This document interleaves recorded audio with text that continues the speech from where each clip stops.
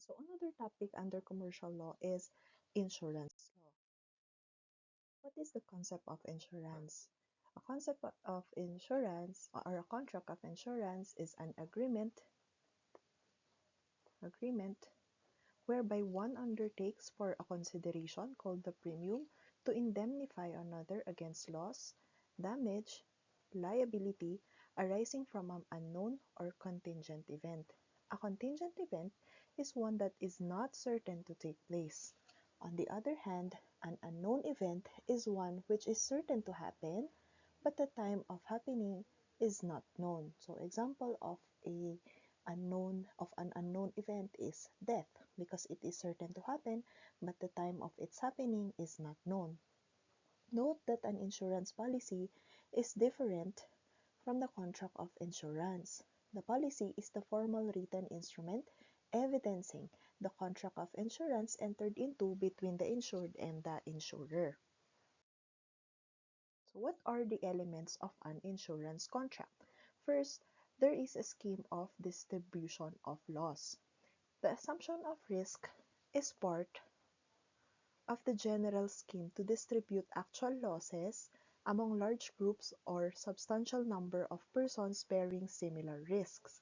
Second is the payment of the premium. Premium is the consideration for the insurer's promise that the insured makes a rateable contribution called the premium to a general insurance fund. Third, the existence of an insurable interest. The insured possesses an interest of the same kind susceptible to pecuniary estimation known as insurable interest.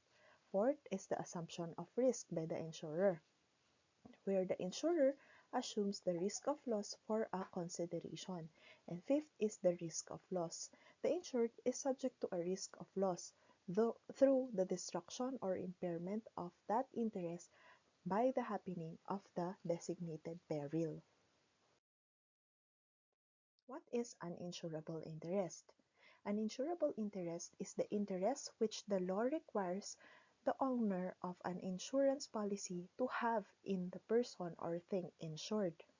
In terms of the event insured against, it is the relation between the insurer and the risk insured against, such that the occurrence of the risk will cause substantial loss or harm of some kind to the insured. What is the insurable interest in life insurance policies?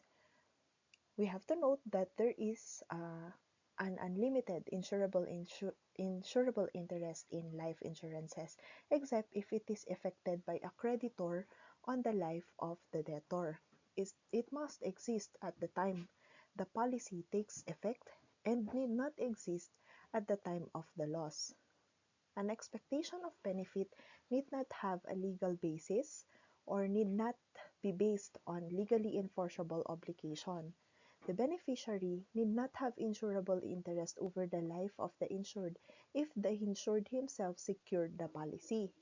So, an insured can name anyone as his beneficiary provided he is the one who took the insurance policy. However, if the life insurance was obtained by the beneficiary, then the beneficiary must have an insurable interest over the life of the insured.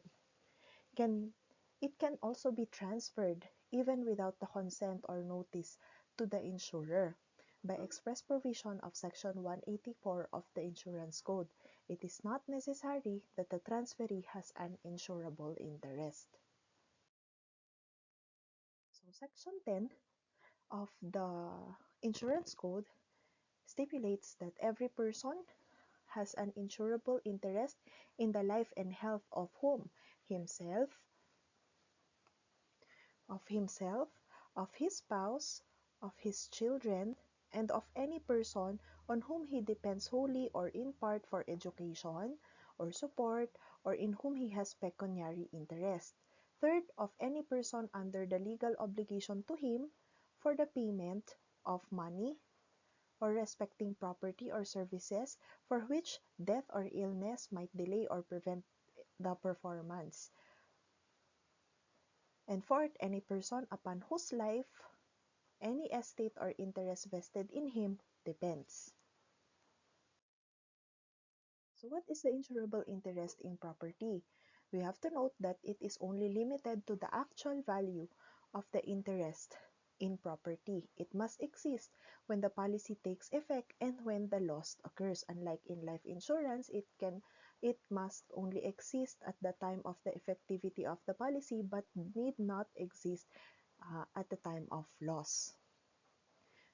In property, expectation benefits must have legal basis. The beneficiary must have insurable interest over the thing insured in property insurance. Unlike in life insurance, the beneficiary need not have an insurable interest over the life of the insured. Also, in property insurance, it is necessary that the transferee has insurable interest over the thing of the insured. Under Section 14 of the Insurance Code, it lays down the insurable interest in property, which may consist in 1. Existing interest,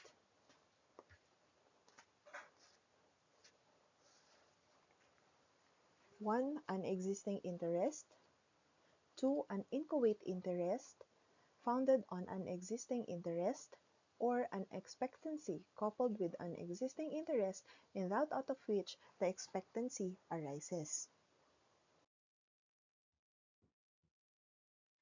Section 3 lays down what may be insured. So it says any contingent or unknown event, whether past or future, which may damnify a person having an insurable interest or create liability against him, may be insured against, subject to the provisions of this chapter. The consent of the spouse is not necessary for the validity of an insurance policy taken out by a married person on his life or that of his children. All rights, title, and interest in the policy of insurance taken out by an original owner on the life or health of the person insured shall automatically vest in the latter upon the death of the original owner, unless otherwise provided in the policy. So what cannot be insured? Section 4 lays down that the preceding section does not authorize an insurance for or against the drawing of any lottery or for or against any chance or ticket in the lottery drawing prize. So, if lottery or a game of chance, that cannot be insured. So, who cannot be insured? So, Section 7 of the Insurance Code tells us that anyone except a public enemy may be insured. So, what is this public enemy? Public enemy is a person or a citizen to which the Philippines is at war with. So, are pirates public enemies? Yes, of course, because they are enemies of mankind and therefore not insurable. So what is concealment? Concealment is the failure to disclose facts which the applicant at the time of application knows or ought to know and are material to the insurance applied for. A neglect to communicate that which a party knows and ought to communicate is called concealment. A concealment, whether intentional or unintentional, entitles the insured party to rescind the contract of insurance. What is the duty to communicate by the insured? So each party to a contract of insurance must communicate to the other in good faith all the facts within his knowledge, which are material to the contract, as to which he makes no warranty, and which the other has no means of ascertaining. Note that if the applicant is aware of the existence of some circumstance which he knows would influence the insurer in acting upon his application, good faith requires him to disclose that circumstance, though unasked. What are the matters which need not be disclosed? First, matters that is already known to the insurer. Second, matters which each party is bound to know. Third, matters of which the insurer waives communication. Fourth, matters which prove or tend to prove the existence of a risk excluded by a warranty and which are not otherwise material. Fifth, matters which relate to a risk accepted in the policy and which are not otherwise material. Fourth, information of the nature or amount of the interest of one insured unless if inquired upon by the insurer, except if required by Section 51, and of course, matters of opinion. So what are the requisites? So a party knows a fact, which he neglects to communicate or disclose to the insurer or the other, and such party concealing is duty bound to disclose such fact to the other. Third, such party concealing makes no warranty of the fact concealed. Fourth, the other party has no means of ascertaining the fact concealed, and the fact concealed is material. Failure of the insured to disclose the conditions affecting the risk of which he is aware makes the contract voidable at the insurer's option, the ratio being that a contract of insurance is of good faith. Concealment may be committed by either the insurer or the insured. Test of materiality in concealment. So the test of materiality is whether the insurer would have agreed to issue the policy had it known of the facts concealed or perhaps impose additional terms or require higher premium. Materiality relates to the probable and reasonable influence of the facts upon the party to whom the communication should have been made in 1. Assessing the risk involved, making or omitting to make further inquiries, and accepting the application for insurance. What is the effect of concealment? So generally, concealment vitiates the contract and entitles the insurer to rescind the policy even if the death or loss is due to a cause not related to the concealed matter. Although we have exceptions. Concealment after the contract has become effective because concealment must take place at the time the contract is entered into in order that the policy may be avoided, or in cases of waiver or estoppel. In marine insurance, where the concealment of the following matters does not vitiate the entire contract, but merely exonerates the insurer from a loss resulting from the risk concealed, when there is the national character of the insured, the liability of the thing insured to capture and detention, the liability to seizure from breach of foreign laws of trade, the want of necessary documents, and the use of false and simulated papers. We also have incontestability clause in life insurance. So this is a clause that provides that a life insurance policy shall be incontestable after 2 years from the date of its issuance, regardless of any mistake, fraud, concealment, or misrepresentations. It gives the insurers enough time to inquire whether the policy was obtained by fraud, concealment, or misrepresentation. On the other hand, it forewarns scheming individuals that their attempt at insurance fraud would be timely uncovered, thus deterring them from venturing into such nefarious enterprise. Exceptions: when there is non-payment of the premium, the incontestability clause will not apply, and when there is violation of the conditions of the policy relating to military or naval service in times of war. Representation. Representation are factual statements made by the insured at the time of or prior to the issuance of the policy, which gives information to the insurer and induce him to enter the insurance contract. It may be about the past, an existing fact, or a future happening. A representation may be oral or written. It may be made at the time of or before the issuance of the policy. It may also be altered or withdrawn before the insurance is effected, but not afterwards. It must be presumed to refer to the date on the policy. Misrepresentation.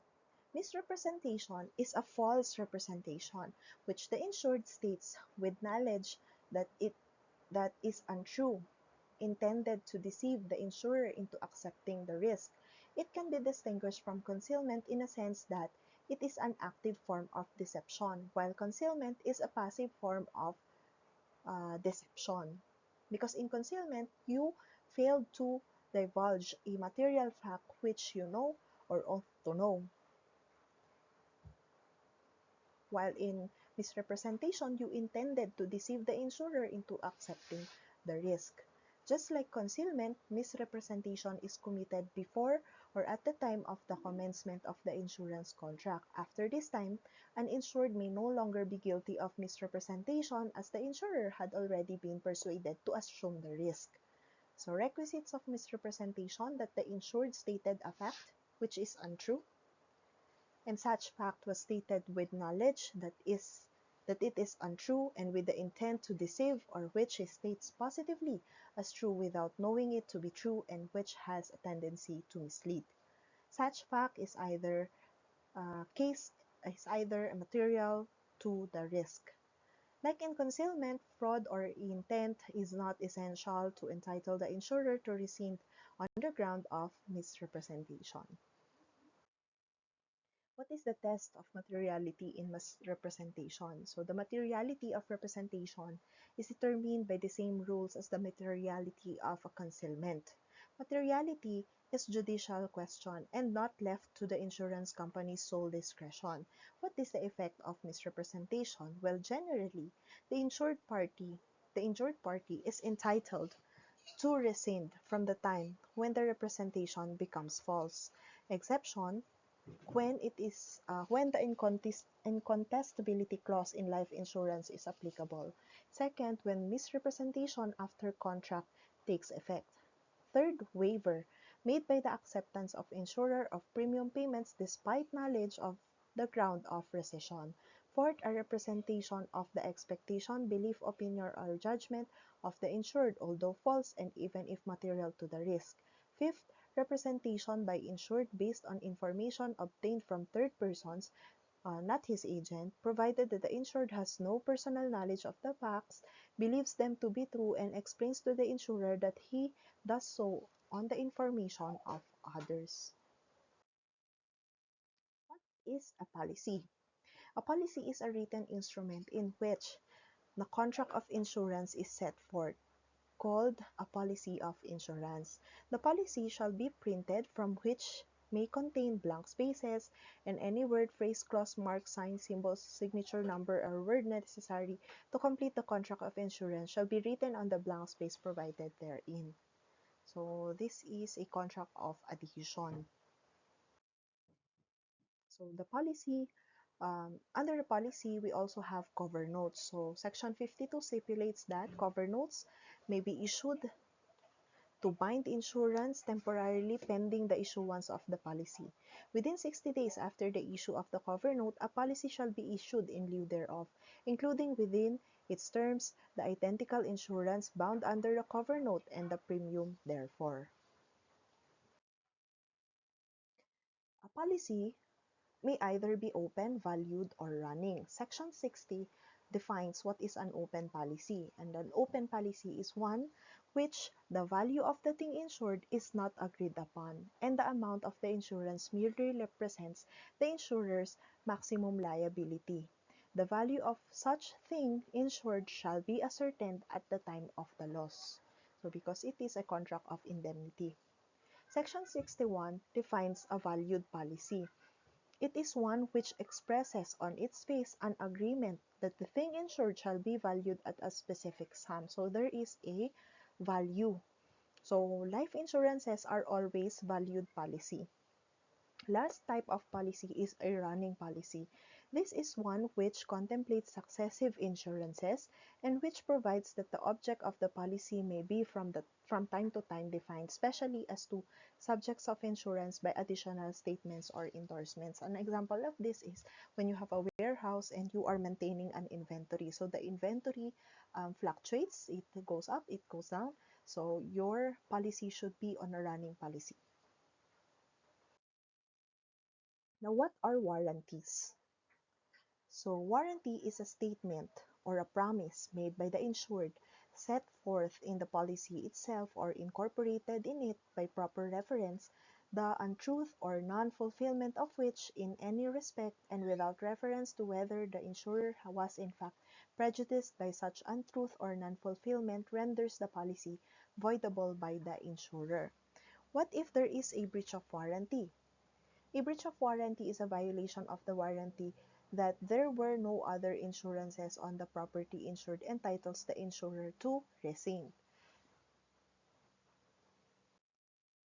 What is a premium? A premium in an insurance is the agreed price for assuming and carrying the risk. So this is the consideration paid to an insurer for undertaking to indemnify the insured against the specified peril.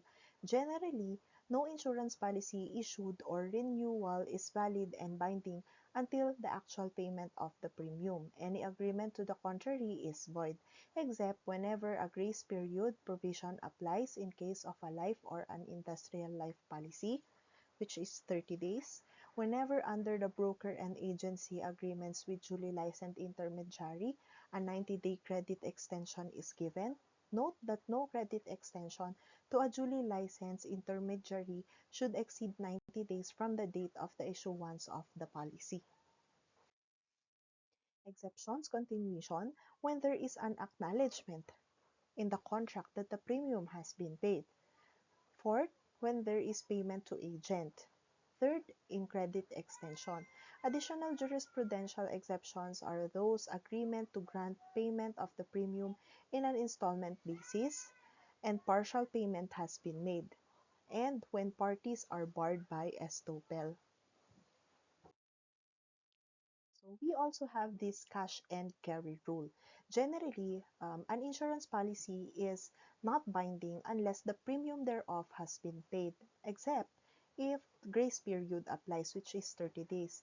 Individual life or endowment insurance and group life insurance, 30 days or 1 month within which the payment of any premium after the first may be made. In industrial life insurance, the grace period is 4 weeks, and where premiums are payable monthly, either 30 days or 1 month. So we're gonna then 30 days. Another exception is in credit extension, which is a 90-day credit extension may be provided under broker and agency agreements with duly licensed intermediaries. Acknowledgement of payment Acknowledgement of premium payment. If the insurer acknowledges receipt of the premium, then the policy becomes binding. Acceptance by the obligee. Acceptance of a bond issued by a surety makes the bond binding even if the premium has not been paid. Installment payments agreement. If the insured and insurer have an agreement allowing premium payment in installments and partial payment has been made at the time of loss, the policy remains valid.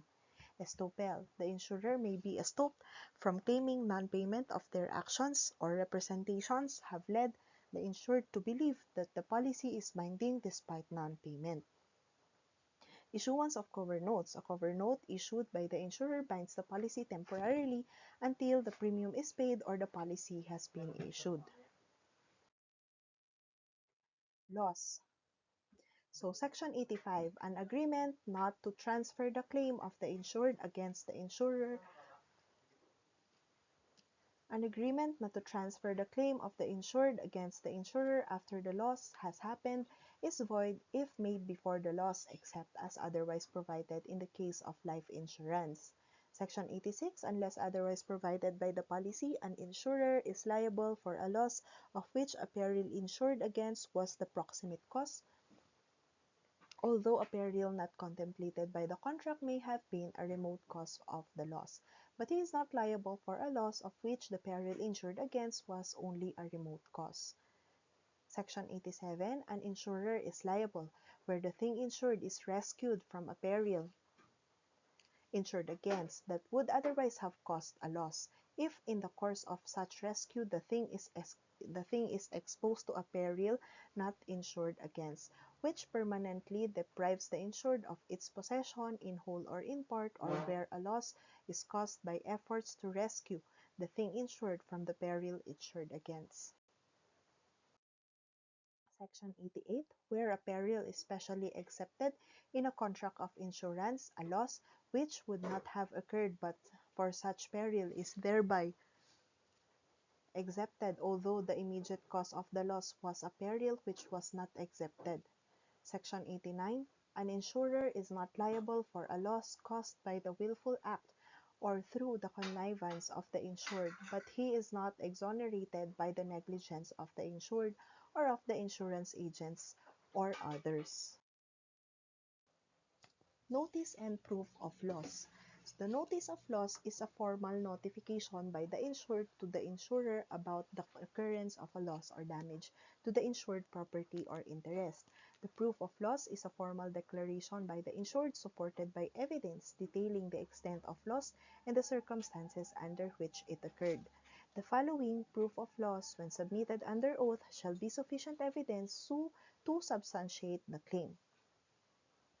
What are those? A police report of the accident, the death certificate, and evidence sufficient to establish the proper payee, or a medical report and evidence of medical or hospital disbursement in respect of which refund is claimed. What is the concept of double insurance?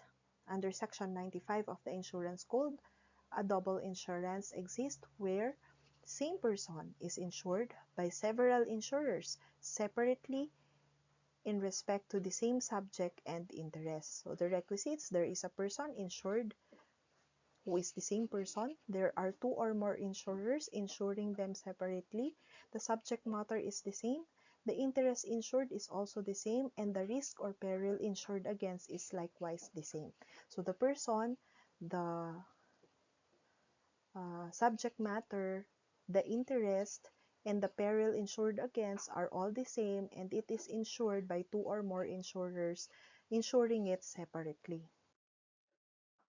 The concept of overinsurance. There is overinsurance if the insured takes out an insurance over the property insured in an amount which is in excess of the value of his insurable interest. What is the effect of double insurance and overinsurance? That is under Section 96 of the Insurance Code, where the insured in a policy other than life is overinsured by double insurance.